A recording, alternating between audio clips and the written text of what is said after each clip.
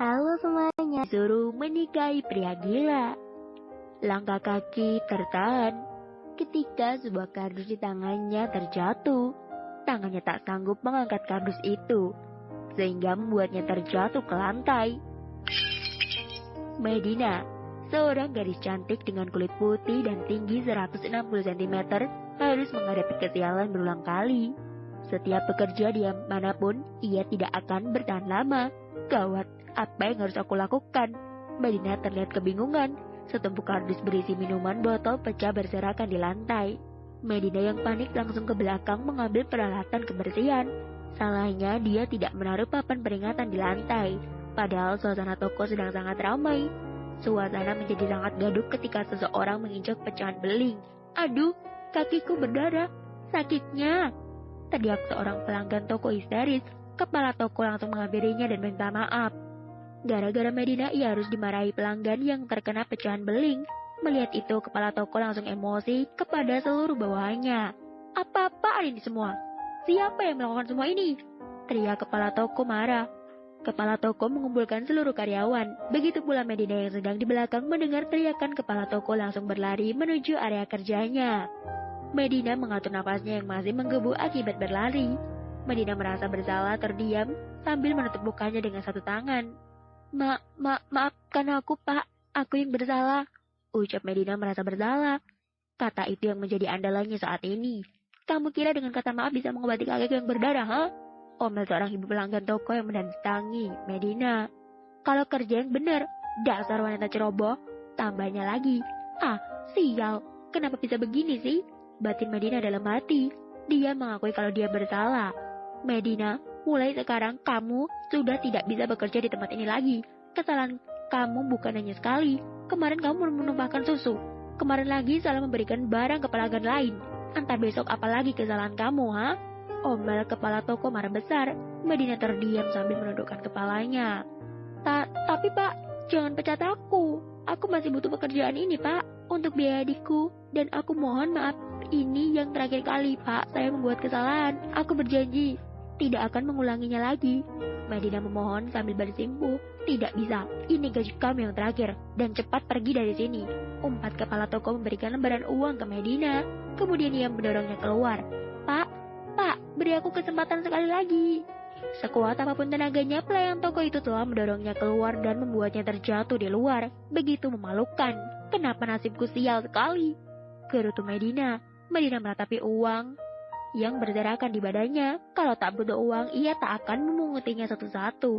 Tunggu, ucap kepala toko. Kembalikan seragamnya. Tambahnya. Hah? Medina menengus kesal. Besok akan aku kembalikannya.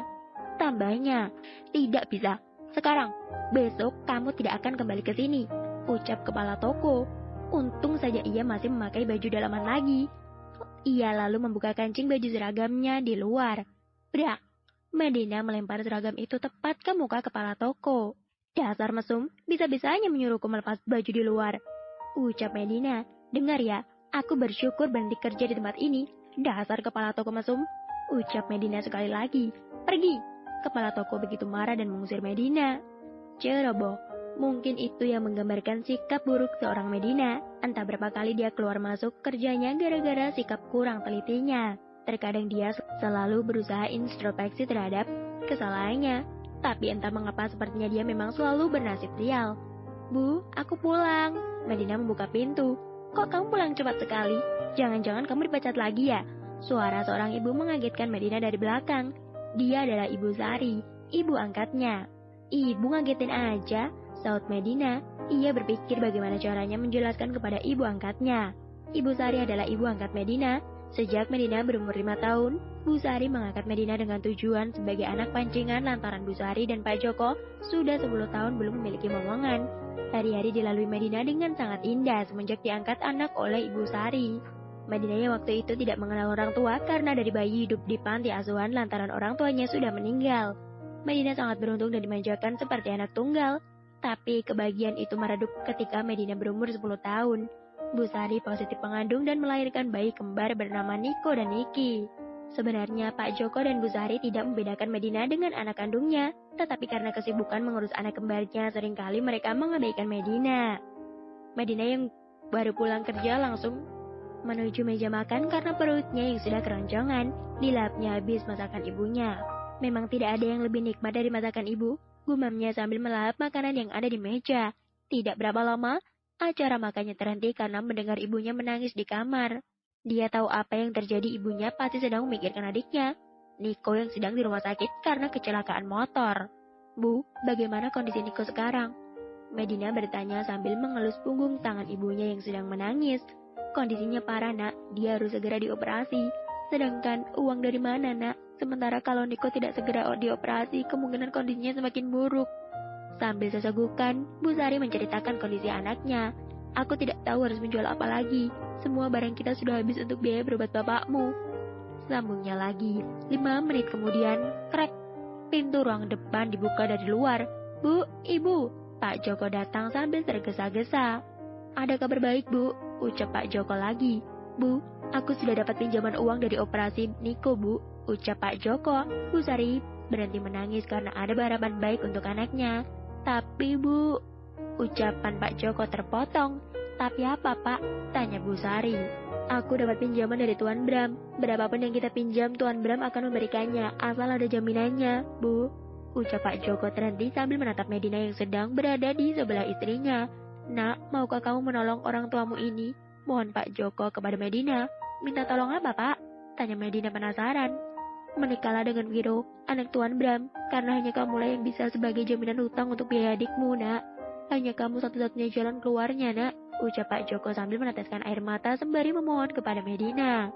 Tak mungkin aku menikahkan Viro dengan Niki karena Niki masih SMA, bujuknya sekali lagi. Mata Medina membulat sempurna. Apa? Gelas di sebelahnya terjatuh, tak sengaja terjenggol tangan Medina karena kaget mendengar ucapan Pak Joko.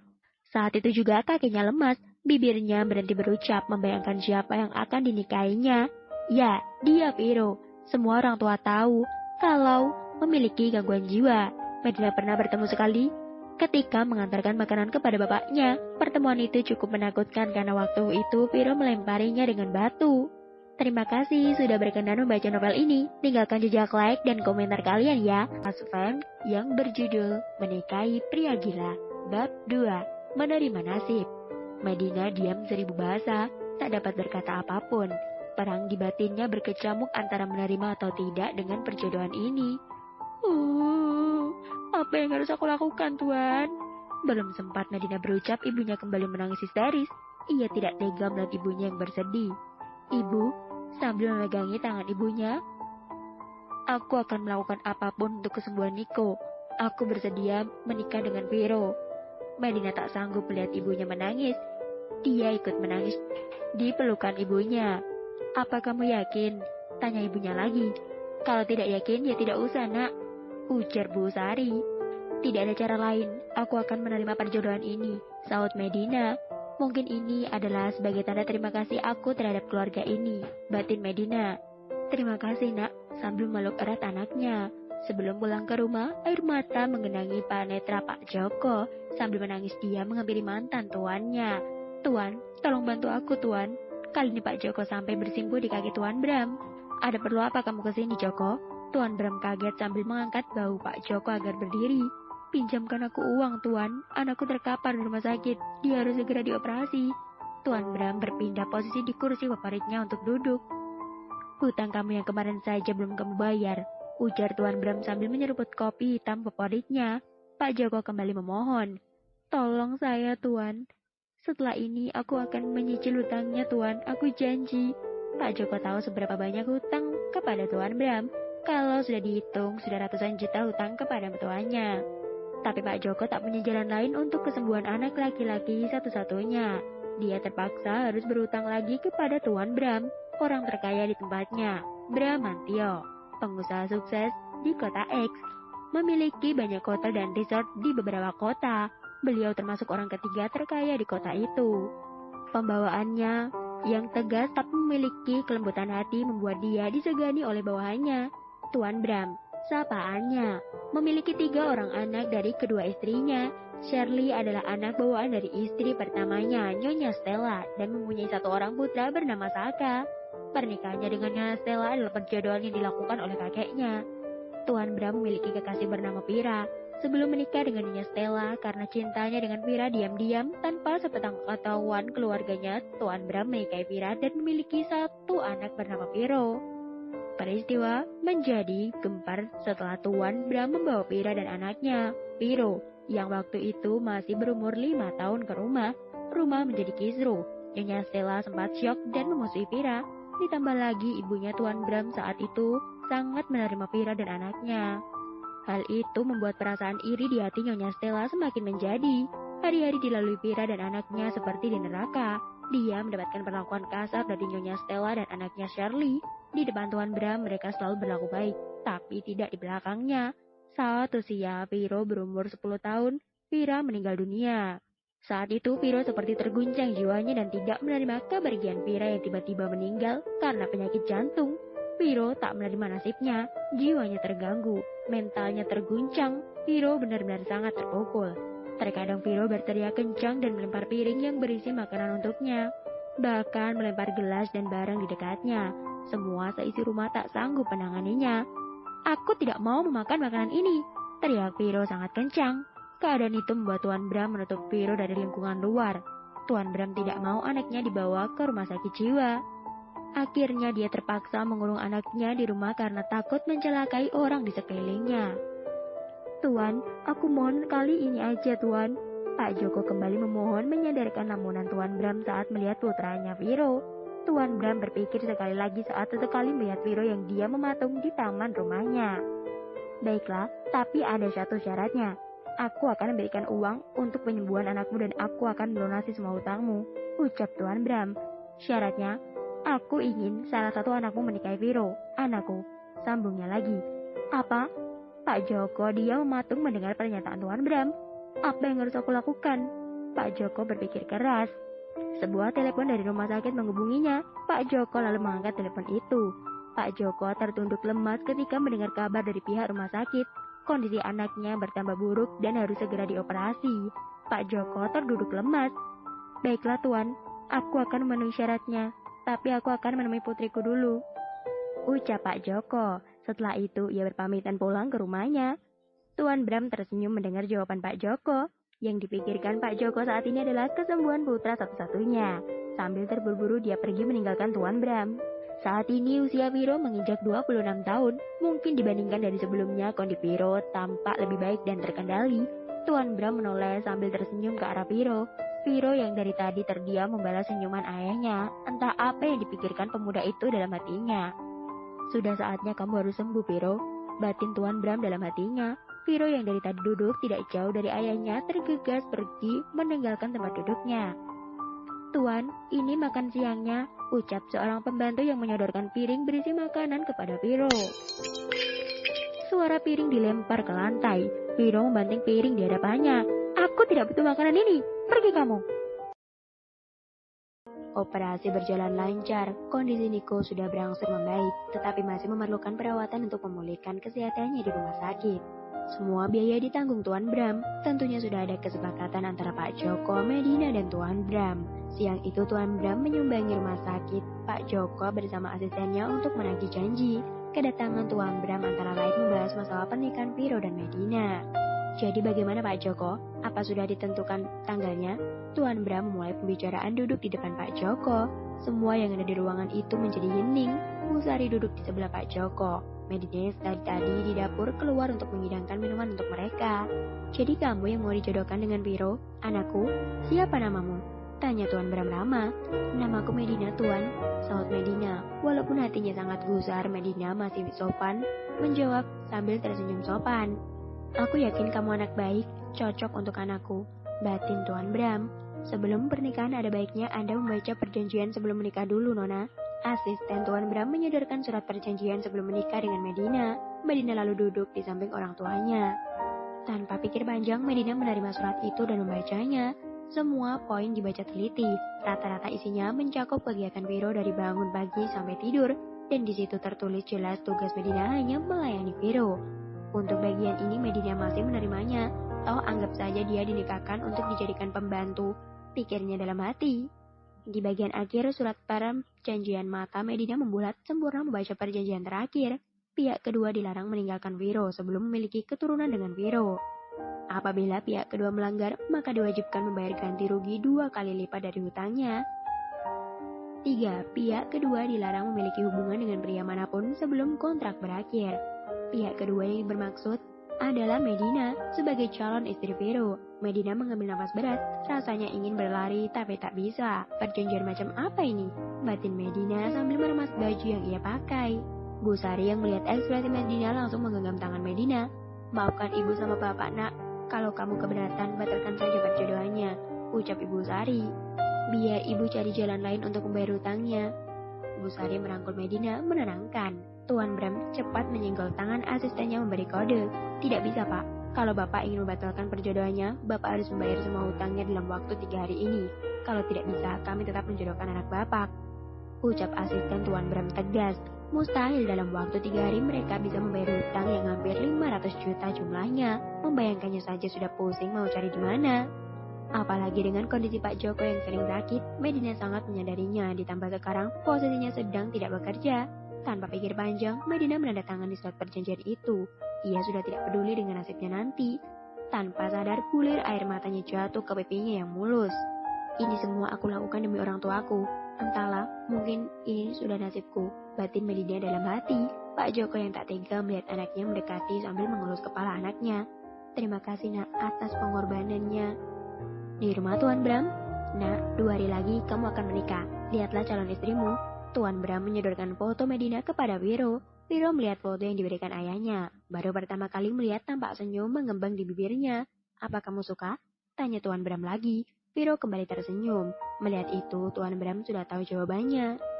Hanya Tuan Bram dan Bi Ina yang bisa diajak bicara tenang dengan Faro. Setelah itu, Tuan Bram berlalu pergi dari kamar anaknya. Sebelum membicarakan pernikahan anaknya, sudah jauh hari Tuan Bram menemukan dokter psikiater Viro. Dia sudah berkonsultasi apakah anaknya bisa menikah dengan tenang saat acara pernikahannya nanti, karena takut anaknya akan mengamuk seperti biasanya. Dok, apa ada cara untuk menyembuhkan Viro anakku? Tanya Tuan Bram kepada dokter yang menangani Viro. Tuan, sepertinya Viro membutuhkan pasangan untuk kesembuhannya. Sepertinya dia membutuhkan teman untuk bertukar pikiran. Ucap dokter itu. Tidak ada salahnya bila Viro mempunyai teman hidup. Barangkali itu bisa menjadi terapi kesembuhan Viro. Tambahnya, ucap dokter Viro selalu bernyanyian di telinga Tuan Bram. Sejak saat itu dia memutuskan mencari pendamping untuk putranya. Dia ingin memiliki cucu sebagai penerusnya. Tuan muda, ini makanannya saya taruh di kamar ya, ujar Bi Ina lembut. Terima kasih Bi, ucap Viro pada Bi Ina, asisten pribadinya. Bi Ina adalah pembantu Tuan Bram. Dari kecil, dia sangat berdedikasi kepada Vira, ibunya Viro. Bi Ina sangat berhutang budi kepada Vira yang telah menyelamatkan anaknya dengan mendonorkan kornea matanya kepada anaknya. Namun Viro tidak mengetahuinya. Bi Ina dengan setulus hati merawat Viro semenjak kepergian ibunya. Ketika Viro diganggu oleh Nyonya Stella, Bi Ina selalu pasang badan menggantikan posisi Vira. Nyonya Stella selalu membuat kasar kepada Viro. Bahkan Viro tidak memakan makanan apapun selain Bi Ina yang membuatnya. Bab 4. Menikah. Hari ini Medina dan Viro menikah. Acara berjalan sangat lancar dan cepat. Tidak ada resepsi dan sangat tertutup. Bahkan acara pernikahannya hanya dihadiri Tuan Bram, Bi Ina dan kedua orang tua Medina. Nyonya Stella dan kedua anaknya sedang di luar negeri, tidak diberitahu oleh Tuan Bram. Sementara Niki menunggu Niko di rumah sakit. Tuan Bram yang awalnya khawatir akhirnya bisa bernapas lega, takut acaranya menjadi kacau karena kelakuan Viro. Bi Ina sebelumnya sudah memberikan arahan kepada Viro mempersiapkan diri agar Viro bisa bersikap normal dan mengikuti instruksi yang Bi Ina jelaskan. Sementara itu, Bu Sari tak henti-hentinya menangis melihat Medina meneteskan air mata ketika acara ijab kabul selesai. Hari ini, lain dari biasanya, Viro mampu bersikap tenang. Sesekali dia melirik ke arah Medina yang terlihat sedih. Entah apa yang dipikirkannya sekarang. Melihat Viro melihatnya, Medina merasa takut. Kenapa nasibku tidak beruntung? Kenapa aku harus menikah dengan seorang pria gila? Harusnya ini hari bahagia aku. Batin Medina pasrah. Acara selesai begitu dengan cepat. Acara sudah selesai, Viro dan Medina sudah resmi menjadi suami istri. Pak Joko dan Bu Sri pamit pulang. Walaupun begitu tak henti-hentinya mereka meminta maaf pada Medina. Nak, kabarin bapak kalau terjadi apa-apa, ucap Pak Joko kepada Medina. Tuan Bram, aku titipkan anakku kepada Anda. Tolong jaga anakku, Tuan. Ucapnya lagi kepada Tuan Bram memelas. Baik Pak Joko, tenanglah. Mulai sekarang saya sudah menganggap Medina seperti anakku sendiri. Jawab Tuan Bram sungguh-sungguh agar Pak Joko tidak khawatir. Dengan mobil terpisah, Medina sampai di rumah duluan dan disambut beberapa asisten rumah tangga. Medina bingung kenapa dia tak tinggal di rumah utama, melainkan ia diarahkan ke ruangan yang seperti kontrakan petakan yang jaraknya jauh dari rumah utama. Selamat datang Nona, saya asisten rumah tangga yang mengurus Tuan Muda Wiro. Panggil saja saya Bi Ina. Mari Nona saya tunjukkan kamar Anda. Bi Ina membawa Medina ke kamarnya. Karena hatinya sangat lelah, akhirnya Medina mengikuti langkah Bi Ina. Panggil saja saya Medina. Medina menjawab uluran tangan Bi Ina dengan ramah. Ini kamar Nona dan Tuan Muda Wiro, ucap Bi Ina sambil menunjuk sebuah kamar dengan jempolnya. Ia menunjukkan ke kamar yang mirip dengan kontrakan petakan yang dikelilingi taman di sampingnya. Kenapa kamarnya begitu menyeramkan? Batin Medina. Umur Bi Ina sudah menginjak 55 tahun. Wajar saja, uban di rambutnya sudah terlihat merata. Aku harus sekamar dengan Viro, Bi. Medina terkaget. Iya, Nona. Tidak baik kalau pasangan yang sudah menikah tidur terpisah, ucap Bi Ina sambil tersenyum. Menikah? Medina baru menyadari kalau ia sudah menikah dengan Viro. Silakan masuk, Nona. Tuan muda sudah menunggu di dalam, ucap Bi Ina. Medina melangkahkan kaki pelan masuk kamar. Ia menengok ke kanan dan ke kiri berjalan mengendap. Aman tidak? Ada Tuan Viro di sini, pikirnya dalam hati sambil mengembuskan poninya. Medina langsung merebahkan badannya di kasur. Ternyata kamarnya begitu sangat nyaman. Batin Medina sambil tiduran. Netra Medina masih memandangi suasana kamar itu. Luasnya saja bisa 5 kali lipat dari kamarnya. Bahkan barang-barangnya tertata rapi dan mewah. Baru beberapa menit Medina memejamkan mata. Tiba-tiba, pergi kamu dari tempatku, jerit Viro sambil mendorong tubuh Medina ke lantai. Mata Medina membulat sempurna, mendapati dirinya jatuh ke lantai. Au, punggungku, teriak Medina mengelus punggungnya yang kesakitan. Beginikah kalau sekamar dengan orang gila? Batinnya sambil mengelus punggungnya. Medina perlahan bangun. Viro mendorong tubuhnya yang tertidur di lantai. Dia tersenyum melihat Medina. Menjauhlah dariku, ucap Viro sambil melempar bantal ke muka Medina. Dia langsung merebahkan tubuhnya di atas kasur. Lemparannya tepat sekali ke muka Medina. Teriak Medina lagi. Sekarang mukanya yang terkena bantal. Kalau bukan orang gila, sudah aku habisin kamu, ucap Medina dalam hati. Posisi tangan Medina ini mencengkeram seperti harimau di belakang punggung Viro. Viro yang tidur membelakangi Medina tampak tersenyum-senyum sendiri. Medina yang sudah diusir dari tempat tidur itu terpaksa harus tidur di sofa. Medina tampak memandangi punggung Viro dari belakang. Sebetulnya dia kagum melihat postur tubuh badan Viro dan muka Viro yang bisa dikatakan mirip opa Korea. Sayangnya Viro memiliki gangguan jiwa. Coba kalau tidak, mungkin Medina bisa jatuh cinta pada Viro. Viro masih tersenyum membelakanginya. Siang itu saking capeknya Medina sampai terlelap tidur di sofa. 1 jam kemudian Medina terbangun dari tidurnya. Sambil menguap seperti biasa, setiap bangun tidur Medina langsung ke kamar mandi untuk buang air kecil. Ketika melihat ke cermin kamar mandi, Medina begitu kaget. Tidak, hal gila apa lagi ini? Teriak Medina. Medina langsung terkaget mendapati mukanya yang dicoret seperti badut. Sabar. Medina memegang dadanya agar bersabar. Hanya itu yang harus ia lakukan. Medina menggerutu sambil terus membersihkan mukanya. Rasanya ingin sekali ia menjerit waktu itu. Baru sehari menjadi istri Viro sudah membuat Medina emosi jiwa. Setelah selesai membersihkan wajahnya, Medina pergi meninggalkan kamar. Mencoba mengusir rasa kesalnya dengan jalan mengelilingi taman. Langkahnya berhenti ketika sampai di taman. Aish, kenapa pria gila itu ada di taman padahal aku ingin duduk menikmati kopi di situ, ucap Medina dalam hati. Viro yang merasa diperhatikan menoleh ke arah Medina sambil tersenyum. Senyumnya begitu manis, tapi tak semanis gula. Kenapa dia tersenyum ke arahku? Medina yang melihat itu malah merinding dan berjalan menjauh. Nona Medina, panggil Bi Ina dari belakang. Nona, sekarang sudah waktunya Tuan Muda makan siang, tambahnya. Bi Ina berjalan mendekati Medina sambil memberikan nampan berisi makanan kepada Medina. Sudah saatnya dia menjalani tugasnya sebagai seorang istri. Berikan ini kepada Tuan Muda. Jangan lupa bilang kepada Tuan Muda kalau Bi Ina yang memasak makanan ini. Kalau tidak, Tuan Muda tidak akan memakannya, ujar Bi Ina. Medina mengambil nampan dari tangan Bi Ina. Sekarang dia sadar karena sudah tugasnya sebagai istri Viro. Meskipun dalam hatinya kesal kepada Viro yang telah mengerjainya. Di taman, Tuan, sudah waktunya makan siang. Medina mendekati Viro yang sedang duduk sendiri. Pria itu seperti sangat menikmati waktu sendirinya. Aku tak butuh makanan itu, bentak Viro. Medina mendengus kesal. Tapi Tuan, Anda harus makan, ucap Medina. Aku harus sabar, batinnya. Sudah aku bilang, aku tidak bu. Viro belum menyelesaikan kalimatnya, Bina sudah datang. Aku yang memaksanya Tuan, mulai sekarang Nona Medina yang akan mengantar makanan ini dari Bibi, saut Bina. Viro melihat sinis ke arah Medina. Baiklah, taruh makanannya di meja. Turu Viro ke meja makan dekatnya. Medina lalu menaruh makanan di meja dan bergegas segera meninggalkan Faro. Tunggu. Viro menghentikan langkah Medina. Berdirilah di depanku, perintah Viro pada Medina lagi. Kalau cuma berdiri, aku tidak masalah, gumam Medina. Baik Tuan, Viro kembali berucap. Sambil tersenyum, kelihatan giginya. Tambah Viro lagi. Viro sangat tenang mengerjai Medina. Apa? Medina melongo. Kalau begitu, aku tidak mau makan, ucap Viro santai. Baiklah Tuan Muda, tidak masalah kalau cuma berdiri sambil tersenyum begini, gerutu Medina mengerucutkan bibirnya.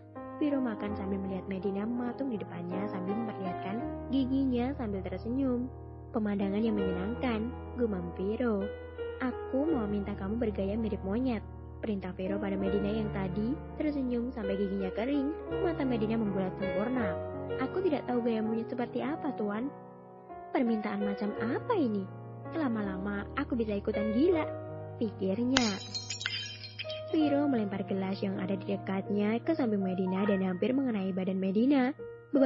Baik, Tuan. Tenanglah, tenang. Aku akan menirukan gaya monyet. Medina menarik nafasnya panjang sambil menggelengkan kepalanya. Dia tidak mau Viro melempar gelas itu ke arahnya lagi. Medina menggaruk tangan kanannya ke atas rambut dan tangan kirinya ke punggungnya bergaya seperti monyet. Ah, konyol sekali, batin Medina. Sambil berjingkrak, Medina menirukan gaya monyet menggaruk kepalanya yang tidak gatal. Karena Medina takut melihat aba-aba tangan Viro sebentar lagi ingin melempar piring yang dipegang ke arahnya. Viro tersenyum puas. Kamu sangat lucu sekali, gumamnya. Sambil terus memakan makanannya, ia memandangi wajah Medina. Gadis cantik itu terlihat konyol sekarang. Aish, kenapa aku harus menuruti orang gila satu ini? Gerutu Medina dalam hati. Sabar Medina, yang kamu hadapi bukan orang waras. Jangan sampai aku terbawa gila karena emosi, batin Medina dalam hati. Acara makan selesai, tanpa basa-basi Medina berlari langsung meninggalkan Viro sendiri. Karena kesal, Medina berjalan tergesa-gesa dan tanpa sadar kakinya tersandung dan hampir terjatuh ke arah kursi yang Viro duduki. Tangan Viro menopang tubuh Medina yang jatuh tepat di atas dia duduk. Dan tak disengaja bibir mereka bersentuhan. Mata Medina membulat sempurna. Oh tidak, beberapa detik mereka terdiam dan saling menatap. Tak begitu lama Medina tersadar dan langsung berdiri, mengelap bibirnya yang langsung berlari pergi. Hal sial apa lagi ini? Kenapa aku bisa ceroboh begini? Padahal aku selalu menjaga ciuman pertamaku untuk seorang yang benar-benar aku cintai. Kenapa harus dia? Ucap Medina sambil berlari. Medina mengelap bibirnya dengan kasar. Begitu, pipinya terlihat merah merona. Baru sehari Medina berada di rumah Tuan Bram, sudah banyak kejadian yang membuat emosinya naik turun. Sepertinya aku harus mencari cara agar bisa mendapatkan uang untuk membayar hutang keluargaku. Aku tidak mau lama-lama bisa mati berdiri di sini, batin Medina dalam hati sambil berlalu. Viro yang memperhatikan Medina dari jauh tersenyum puas. 6. Pertemuan pertama Viro. Sudah beberapa hari ini Medina berada di rumahnya Viro. Banyak hal-hal yang membuat emosi Medina naik turun seperti menaiki roller coaster. Entah itu Medina disuruh panjat pohon, disuruh memakai kumis palsu, bahkan Viro sering mengerjai Medina saat tidur seperti mengikatkan pakaiannya dengan ekor boneka monyet. Viro sangat senang mengerjai mainan barunya.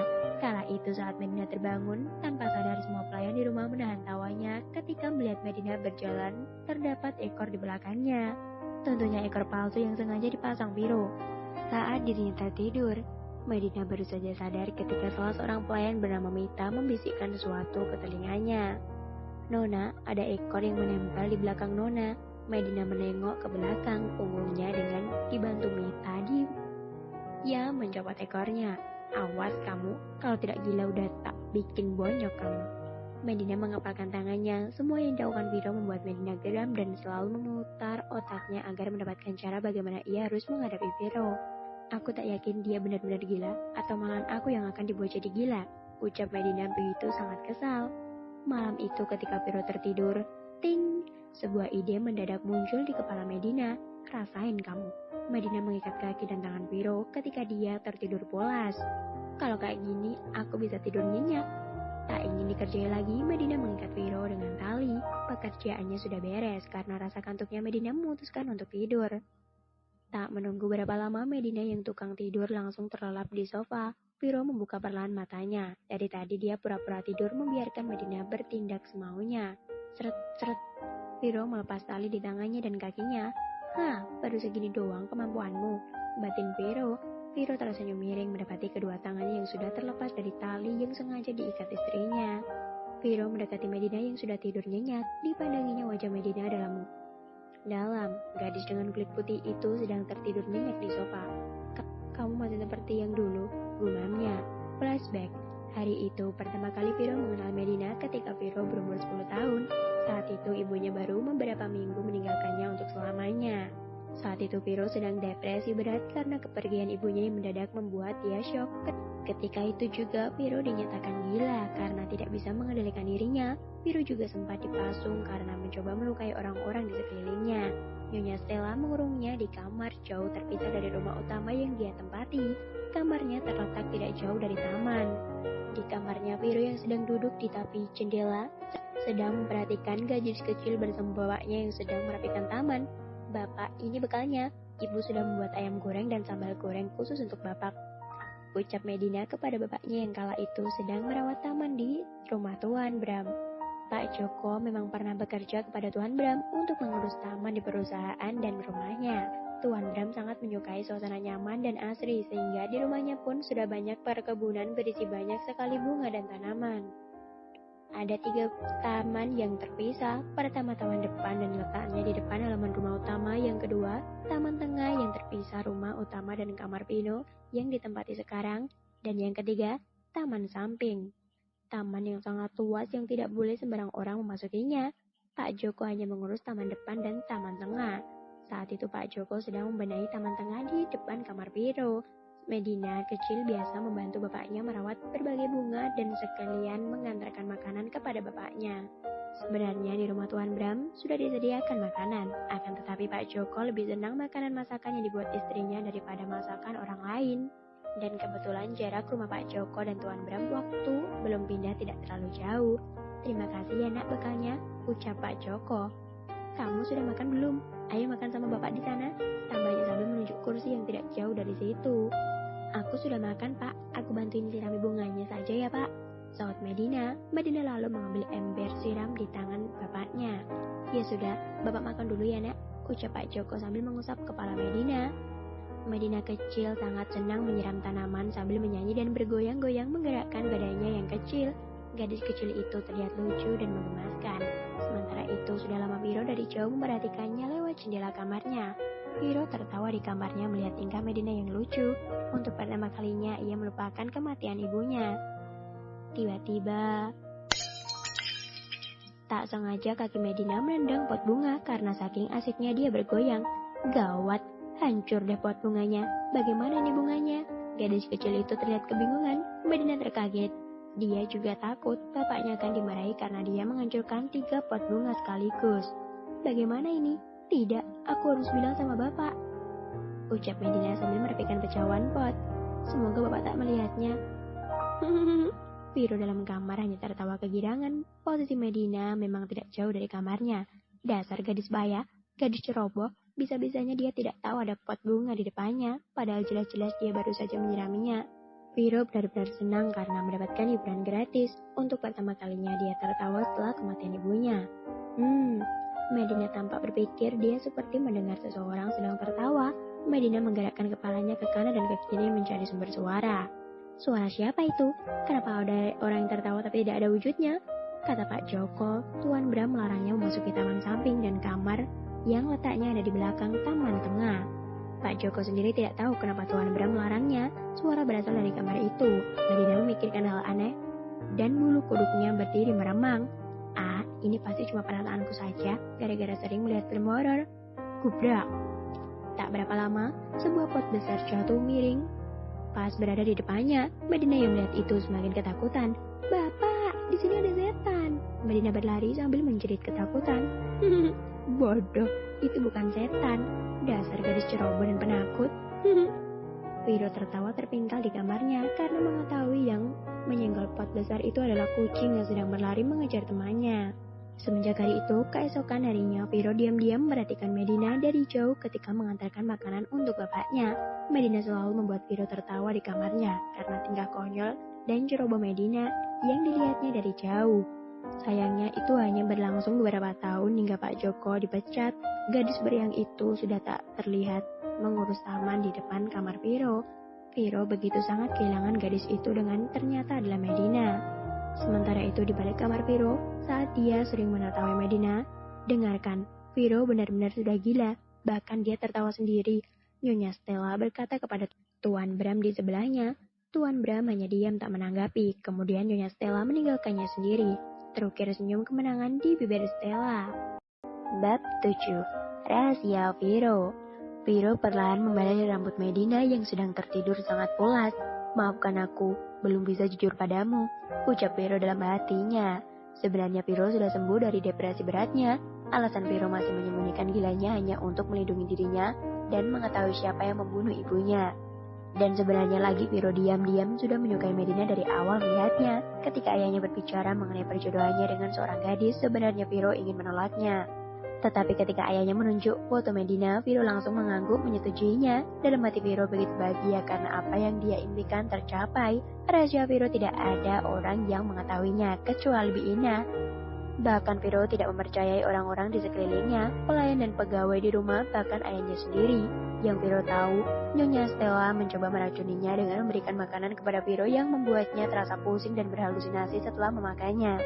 Viro hanya mencurigai Nyonya Stella. Lambat laun Biina mengetahui kalau di dalam makanan Viro terdapat serbuk ganja yang sering membuatnya sering berhalusinasi walau menjadi sedikit tenang. Keadaan Viro saat itu sudah membaik. Biina menyuruh Faro untuk tetap berpura-pura masih gila. Biina berpikir dengan masih gilanya Faro, Nyonya Stella tidak akan menyiksanya lagi. Awalnya Nyonya Stella ingin membunuhnya, tetapi ketika melihat Viro gila, dia beranggapan dengan gilanya Viro, ayahnya tidak akan memilihnya sebagai pewaris utama. Hari itu hari Minggu, hari di mana Medina mendapat hak untuk libur dan diperbolehkan keluar dari rumah yang lebih mirip penjara. Terkadang Medina merasa lucu kalau melihat isi perjanjian. Dia seperti pegawai yang mendapat jatah libur minggunya. Yuh, akhirnya aku bisa menghirup udara segar bebas hari ini tanpa melihat pria itu di sampingku, ucap Medina sambil mengembuskan poninya. Hari itu, tujuannya ingin menengok adiknya Niko yang sekarang sudah agak baikan, sudah berada di rumah orang tuanya. Di rumah Pak Joko, bagaimana kabarmu nak? Tanya Pak Joko pada Medina setelah menyalaminya. Medina baik-baik saja. Ibu mana Pak? Tanya Medina ketika tidak mendapati ibunya di sana. Ibumu sedang sakit di kamar nak. Ibumu selalu mengkhawatirkanmu semenjak kamu menikah dengan Viro. Medina langsung menuju kamar ibunya. Kak Medina, ucap Niko berada di kamar menemui ibunya. Kamu udah baik kan Niko? Tanya Medina. Aku sudah sehat kak. Maafin Niko ya kak. Gara-gara Niko kakak harus menikah dengan Kak Viro. Ada penyesalan terdalam di raut muka Niko. Medina, ibunya terbangun memanggilnya. Ibu sakit apa bu? Tidak usah memikirkan Medina bu. Medina baik-baik saja. Medina ikhlas bu. Mungkin ini sudah takdir Medina. Medina memegang tangan ibunya sambil melirik ibu dan adiknya bergantian. Bu Sari hanya tersenyum menanggapi. Kalian tidak perlu khawatir, aku bisa menjaga diri. Kamu gak perlu kalau kakakmu ini Wonder Woman zaman now. Sambil bergaya seperti pahlawan kesiangan menunjukkan huruf W dengan tangan kanannya. Bu Sri dan Niko yang melihat tingkah kakaknya tertawa bersama. Niko adalah adik kesayangan Medina. Cowok SMA berusia 15 tahun itu sebenarnya anak yang sangat nakal dan susah diatur. Dikenal sebagai preman di kampungnya, Niko terkenal berani dan suka berkelahi, tetapi dengan kakaknya Medina dia selalu menurut. Kecelakaan kemarin yang membuatnya dioperasi adalah karena dia bermain balapan liar dengan teman-temannya. Niko sangat menyesal mengingat kejadian itu. Dia yang membuat kakak kesayangannya harus tergadaikan demi membayar kesembuhan dirinya. Dahulu ketika Medina kecil karena kerepotan mengurus anak kembarnya, ibunya memperbolehkan Medina kecil yang waktu itu berumur 12 tahun ikut membantunya. Bahkan meski bukan adik kandungnya, Medina sangat menyayangi dan merawat kedua adiknya.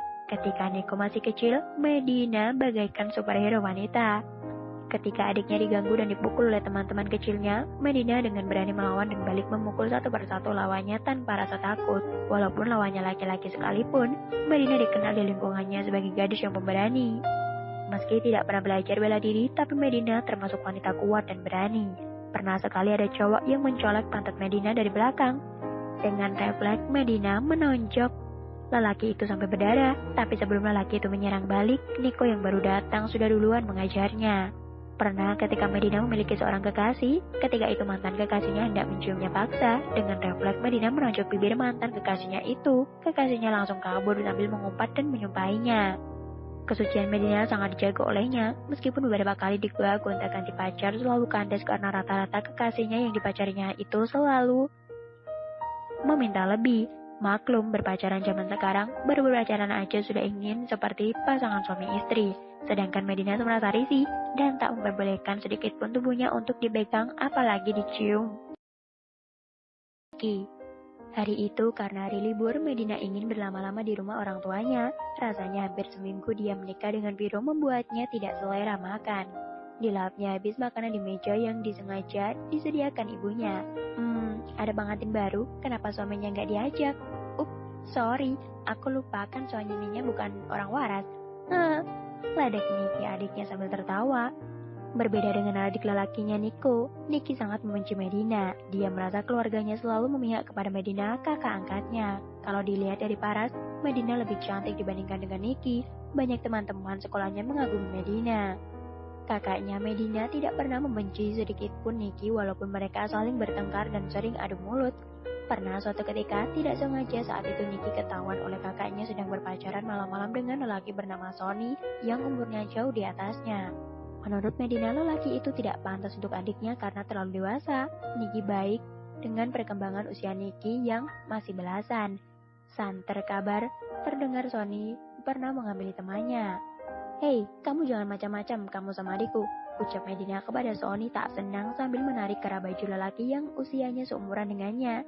Niki, ayo kita pulang, ini sudah jam 9 malam, tapi kamu masih keluyuran gak jelas. Medina menarik tangan Niki. Lepasin kak, aku bukan anak kecil. Niki mengempas tangan kakaknya.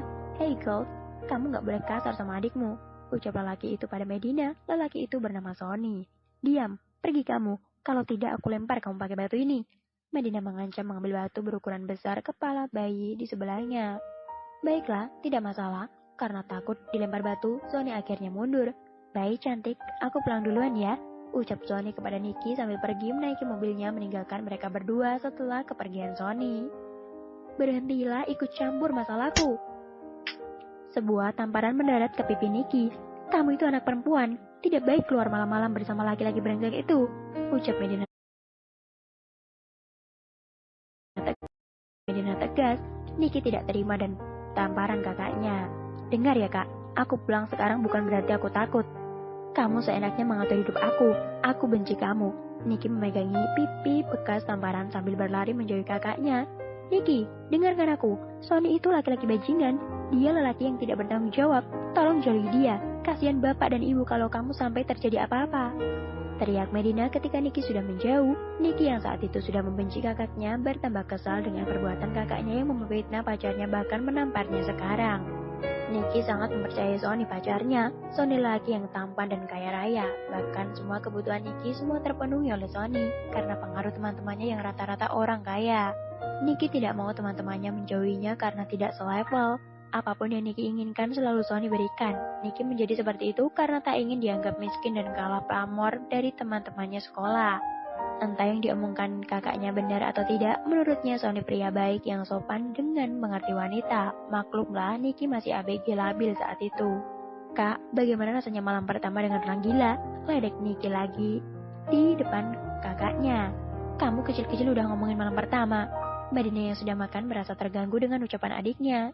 Kalau tidak diam, mulut kamu akan aku sumpal dengan ubi goreng, ucap Medina kesal. Niki tersenyum meledek. Kalau begitu, selamat deh atas pernikahannya. Maaf, Niki tidak bisa hadir, ujar Niki. Tidak masalah bagiku. Bagaimana sekolahmu, Niki? Kata Niko, kamu sering bolos. Tanya Medina meredamkan emosi. Bagaimanapun juga dia masih menganggap Niki adiknya. Sialan, Niko pakai acara ngadu segala, batin Niki dalam hati. Gak penting kak, lagian Paling wanita ujung-ujungnya dapur, sumur, kasur. Ya, kalau sekali-kali bolos juga nggak masalah, jawab Niki enten. Medina tidak suka dengan ucapan Niki. Niki, dengar ya, bapak sama ibu capek cari duit buat sekolahan kamu. Jangan sampai karena keseringan kamu bolos, kamu malah nggak lulus sekolah. Medina mengeraskan suaranya agar didengar adiknya. Ah, bawel, ngurusin mak lampir kayak kamu mendingan juga molor. Niki meninggalkan kakaknya sambil terus menutup telinganya dengan kedua tangannya. Brak, awas kamu bikin bapak kamu kecewa. Medina menggebrak meja. Sebenarnya selama ini Medina lah yang mencari nafkah semenjak 3 tahun terakhir. Medina ingin kedua adiknya masih bersekolah dan bisa menjadi orang sukses. Pak Joko yang sempat terkena stroke sudah tidak dapat bekerja seperti dulu, sedangkan Ibu Sri cuma berjualan kue, penghasilannya hanya cukup buat makan. Untuk biaya sekolah adiknya, Medina yang mati-matian banting tulang mencari nafkah. Kedua adik Medina memang sangat dimanja dari kecil oleh kedua orang tuanya. Maklum, Bu Sri baru mempunyai anak pas umur 40 tahun. Semua yang diinginkan anaknya dikabulkan, bahkan Pak Joko sampai membela berutang kepada Tuan Bram hingga ratusan juta untuk menyenangkan kedua anak kembarnya. Sedangkan Medina dari kecil tidak pernah meminta apapun yang memberatkan kedua orang tuanya. Sebenarnya hari itu Medina enggan pulang ke rumah Tuan Bram ketika ia mengingat kedua orang tuanya yang sedang sakit. Medina mengurungkan niatnya dan tetap kembali ke rumah itu. Tuan Bram tidak hanya melunasi hutang keluarganya selama Medina melayani Viro. Tuan Bram berjanji setiap bulan Medina akan mendapatkan uang untuk biaya hidup keluarganya. Bahkan jumlahnya lebih dari gaji tempat dulu dia bekerja. 9. Kucing yang tertabrak. Di perjalanan pulang malam itu Medina berjalan seorang diri.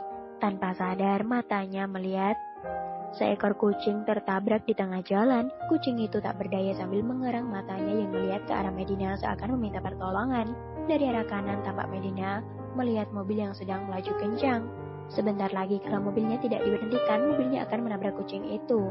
Tak berpikir lama lagi, Medina langsung menyetop mobil di depannya dengan merentangkan kedua tangannya agar berhenti. Cit! Sebuah mobil mengerem mendadak tepat di depannya. Beruntung tak mengenainya. Mobil itu hampir saja menabrak Medina yang saat itu berada di tengah jalan.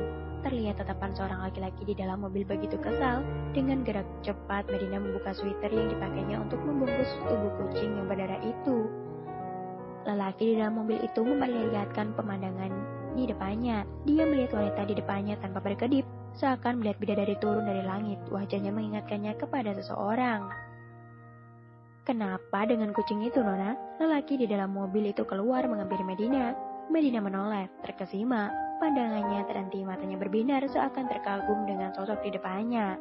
Wajahnya sangat tampan seperti bule, perawakannya sempurna dengan mata tajam, dan senyumannya yang begitu membuat candu. Nona, kenapa dengan kucing itu? Lelaki itu bertanya sambil melambaikan tangan kanannya di depan wajah Medina yang melongo. Kucing tertabrak. Sepertinya kucing ini harus cepat ditolong. Medina menjawab pertanyaan laki-laki itu dengan gagap karena takjub. Lelaki itu mendekatinya. Bisa aku bantu, Nona? Lelaki itu tersenyum ke arah Medina sambil ikut membantu mengangkat kucing itu. Sebentar aku ambilkan kotak P3K dulu di dalam mobil. Ucap lelaki itu kemudian beralih kecil mengambil kotak berwarna putih di mobilnya. Tak begitu lama lelaki itu menghampirinya lagi sambil membawa kotak obat berwarna putih. Medina lalu meraih kotak di tangannya. Medina dengan sigap membersihkan luka di tubuh kucing itu, membalut lukanya dengan perban, membersihkan bekas darah yang menyelimuti kembali. Tubuh kucing itu tampak lemah tak berdaya. Tanpa Medina sadari, laki-laki itu diam-diam memandangi wajahnya yang sedang fokus merawat kucing. Sepertinya kaki kucing ini patah, ucap lelaki itu. Maaf, aku tidak tahu kalau di depan ada kucing, hampir saja mobilku menabraknya. Lelaki itu meminta maaf sambil tersenyum. Tidak apa-apa. Terima kasih atas bantuannya. Aku akan membawa kucing ini ke shelter milik temanku. Medina membalas senyumannya. Bagaimana kalau aku yang ngantar? Perkenalkan, nama aku Saka. Lelaki itu mengeluarkan tangannya. Nama aku Medina. Terima kasih atas tawarannya. Sepertinya tidak perlu karena lokasi shelter sangat dekat. Aku bisa berjalan kaki ke sana. Medina menyelami tangan Saka. Aku permisi dulu ya. Kasihan kucingnya takut kenapa-napa. Medina tak kuat berlama-lama di situ. Jantungnya berdenyut begitu cepat. Medina takut lama-lama bisa salah tingkah. Baiklah Nona, hati-hati di jalan, seru Saka. Medina mempercepat langkahnya. Baru kali ini dia berkenalan dengan laki-laki membuatnya salah tingkah. Saka masih memperhatikan Medina yang semakin menjauh. Di dalam hatinya ada rasa yang berbeda. Medina menengok ke belakang sekali lagi memastikan Saka sudah meninggalkannya. Ternyata Saka masih di tempat memperhatikannya dan tersenyum kepadanya dari jauh. Ada perasaan berbeda di hatinya, seakan baru menemukan lagi rasa yang selama ini hilang. Saka yang melihat Medina menengok lagi, Medina membalaskan dengan senyuman manisnya. Sebelum pulang, Medina mampir dulu ke shelter kucing. Kebetulan pemilik shelter itu adalah temannya bernama Iqbal. Di sana banyak sekali berbagai kucing. Rata-rata kucing di shelter itu bernasib buruk. Ada yang sebagian kucing yang cacat karena tertabrak bahkan dianiaya oleh manusia yang tidak punya hati. Kebiasaan Medina setiap libur bekerja, dia selalu menyempatkan diri untuk datang ke tempat itu, memberikan sebagian uangnya untuk disumbangkan, bahkan membantu merawat dan memberikan makanan pada kucing. "Hey Mei, udah lama gak kesini? Tumben kesini malam-malam?" tanya Iqbal ketika Medina baru datang. Iqbal sudah biasa memanggil Medina dengan panggilan Mei. Mereka berteman sejak di panti asuhan. Iqbal diangkat oleh anak keluarga kaya yang karena rasa empatinya yang tinggi, Iqbal mendirikan sebuah shelter khusus kucing terlantar. Setiap pada waktu senggang, Medina membantu Iqbal di shelter. "Tolong kucing ini, Iqbal. Dia baru aja ketabrak." Medina menyerahkan kucing itu pada Iqbal. "Mei, ketemu di mana kucingnya? Kasihan sekali kucing ini." Pelan-pelan dan hati-hati Iqbal mengobati luka si kucing. Medina yang tanya, malah melamun sambil tersenyum sendiri. "Kenapa kamu senyum-senyum sendiri?" Iqbal menyenggol Medina yang sedang memberikan makan pada kucingnya. "Apaan sih?" Medina sedikit sewot. "Mei, akhir-akhir ini kamu susah banget dihubungi, kemana aja sih? Kamu gak tahu apa mereka semua pada kangen?" ucap Iqbal sambil menunjuk kumpulan kucing yang mengerumuni Medina. "Mau tahu aja apa mau tahu banget?" ucap Medina dengan gaya centilnya. "Mau tahu banget, emang kenapa?" Iqbal memajukan wajahnya tepat di depan wajah Medina sambil menatap mata Medina. "Maaf, akhir-akhir ini aku sangat sibuk," ucap Medina enteng. "Sok sibuk kamu, Mei?" Iqbal menarik hidung Medina. Iqbal memang suka dengan Medina sejak dari dulu, tetapi Iqbal tak punya keberanian menyatakan cinta kepada Medina. Medina sebenarnya ingin memberitahu kepada Iqbal kalau dia sudah menikah, tapi dia tidak tahu Iqbal mengetahui kalau dia menikah hanya untuk membayar hutang keluarganya, karena tidak mau membebani Iqbal, apalagi hutang Medina kepada Iqbal sangat banyak. Meskipun Iqbal selalu mengikhlaskannya, tetap saja Medina merasa malu kalau harus merepotkan Iqbal lagi.